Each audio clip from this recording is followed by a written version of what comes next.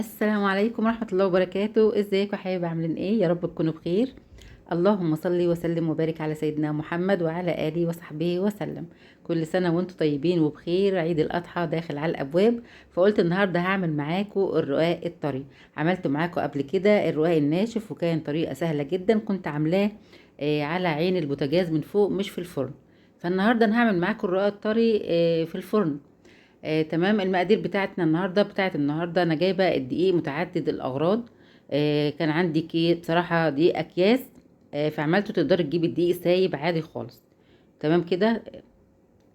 بيتعجن طبعا الرقاق الطري ده بلبن رايب. اللبن الرايب بقى ميزته ايه؟ بيخلي الرقاق طري كده وبصراحه حلو. ممكن نحتاج كمان شويه ميه دافيه لو عايزين. فهنبدا دلوقتي انا قلت لكم هعمل يعني تقريبا كيلو ونص من الدقيق، هما كانوا 2 كيلو. سبت نص كيلو عشان الفرد وعملت كيلو ونص، دول اللي هعجنهم. تمام كده. يبقى احنا بنعوز نص كيلو عشان نفرد بيه. معايا كمان كوبايه الا ربع من السمنه. اي نوع سمنه عندك. انا هعمله بصراحه بسمنه بلدي، ممكن تعمليه بسمنه خليط، ممكن تعمليه بسمنه على زيت. هنحتاج شويه ميه دافيه كمان على حسب احتياج العجينه يعني. تمام. انا بعمله بلبن رايب زي ما انتم شايفين كده. جبت كيلو من الحليب وسخنت الطاجن الفخار ده في الفرن، وبعد كده عشان يرب كده اللبن تروح حاطه اللبن من غير ما تغليه وتسيبيه هيقعد يوم بس في الجو الحر اللي احنا فيه ده، وهيبقى طالع معاكي بالجمال اللي انت شايفاه ده اللبن الرايب. لو حابين تاكلوا منه كمان، هو دي طريقه اللبن الرايب، ان انت تجيبي اللبن الحليب وتحطيه من غير غليان هيروب. تمام كده. بيبقى يوم واحد في الصيف ويومين ولا حاجه في الشتاء. هنبدأ بقى نضيف على العجينة بتاعتنا بعد ما حطينا معلقة من السكر ومعلقة صغيرة من الملح. هنضيف بقى اللبن الرايب حبة بحبة كده لحد ما نشوف هيحتاج الكيلو ولا لا. فكده قلبنا الدقيق، فهو هنعوز الكيلو ده هنحط له كيلو من الحليب. كيلو يعني من اللبن الرايب، عذرا. تمام كده.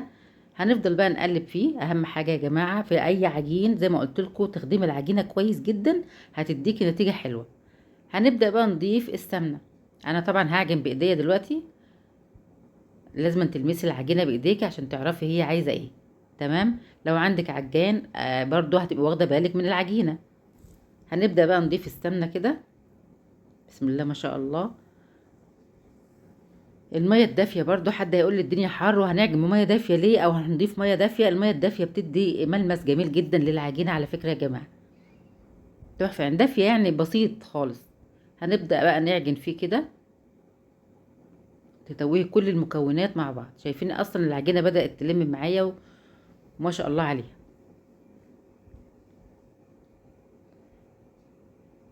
كده زي ما انتم شايفين احتجت ان انا احط شويه ميه صغيرين، حطيتهم مع في الكوبايه اللي انا كان فيها السمنه. وابدا بقى اعجن كده عشان ما اطولش عليكم. برضه هفضل اعجن فيه لحد ما العجينه تنعم في ايديا. اهي زي ما انتم شايفين كده. تفضلي بقى تدي بوكسات كده، بوكسات على قد ما تقدري وتلمي في العجينه. اهو تمام كده. سهله جدا على فكره. طريقه العجن سهله جدا. الطبق نضف معانا اهون، وايديكي كمان تبقى نضفت من العجين. العجينه اصلا ما بتلزقش، وعايزين سمكها زي ما انتم شايفين كده، ما تكونش طريه ولا يابسه قوي. بس كده. لميت العجينه بقى. شايفين ما شاء الله عجينه طريه وجميله جدا. هغطيها بقى بكيس بلاستيك واسيبها لحد ما ترتاح نص ساعه.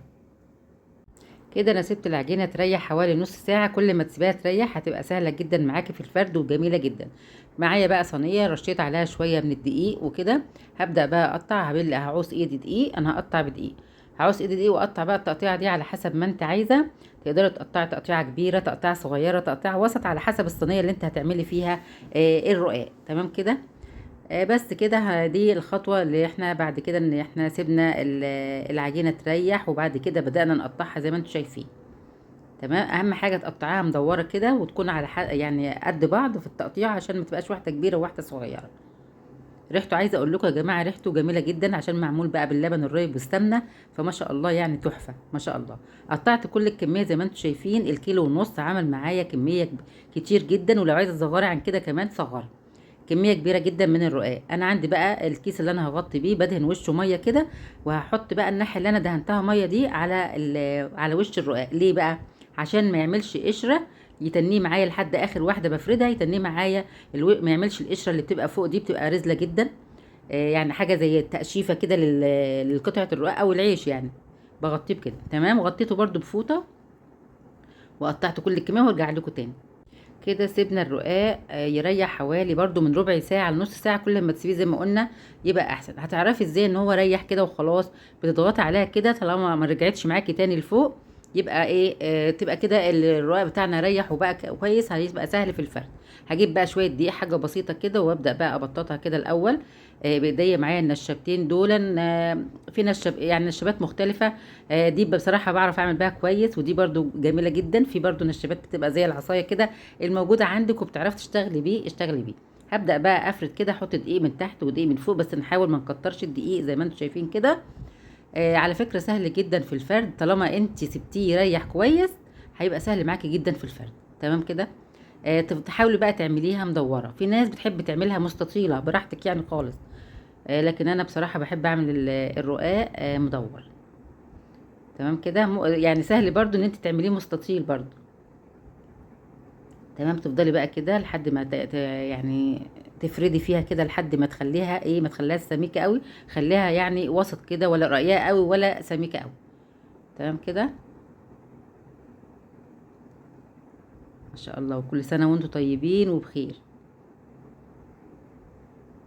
كده بفضل افرد فيها لحد ايه الحجم اللي انا عايزاه طبعا. وكل ما بتفردي بتحط حبه دقيق. دي برضو جبتها اشتغلت بيها عشان اكمل اهي برضو. ده على فكره بتبقى سهله جدا في الفرد. وكده خلاص. انا بقى ايه، طبعا مش هفرد واحده بواحده. انا يعني انا عن نفسي انا بحط يعني ايه شويه دقيق كده على الصينيه، وهبدا ايه ان انا اشيل اللي انا فردتها واحطها عليها. انا ساعات بفرد برضو كذا رقاقه كده مع بعض، بتبقى ايه بتخلصي بسرعه. طبعا البنات المبتدئه ممكن تفرد رقاقه رقاقه براحتكم خالص، لكن تقدري برضو تعملي كذا رقاقه كده مع بعض وتفرديهم. هعمل معاكم برضو واحده تانية اهي. صراحه النشابه اللي هي البقر دي بتبقى سهله جدا برضو في الفرد. طبعا لما انت تعملي برضو ان شاء الله، حتى لو هتجربي في نص كيلو بس وتعملي رقاق، سواء رقاق ناشف او رقاق طري. انا عملته على فكره معاكم الرقاق الناشف قبل كده من على عين البوتاجاز من فوق. كان جميل جدا وطريقته سهله خالص. فقلت النهارده بقى انا اعمل معاكم الرقاق اللي هو الطري باللبن الرايب. زي ما قلنا كده، لو ما فيش لبن رايب هتقدري تعمليه بالزبادي، تعجنيه بالزبادي. يعني طريقه سهله جدا. ولما بتيجي تسويه بقى بتبقى ريحته جميله جدا في البيت صراحه، وبيعمل معاكي كميه اكبر من ما انت تشتريه. صراحه بقى غالي جدا يعني. اخر مره انا كنت جايبه الرقاق ده كان ب50 جنيه الكيلو. فانت تعمليه كيلو دقيق ب20 جنيه، هتعمليه عندك في البيت. لو حتى هتعملي زي ما قلت لك نص كيلو او كيلو، هيطلع معاكي كميه كبيره جدا من الرقاق. شايفين؟ اهم حاجه بتطلع مدوره. لو هي برضو اتنقرت منك كده شويه من جنب او اتفتحت عادي، مش مشكله خالص، عادي يعني. بس كده. طبعا بين كل رقعه والتانية برش رشه دقيق عشان ما يلزقوش في بعض زي ما انتوا شايفين كده، ونغطي الرقاق عشان ما ينشفش.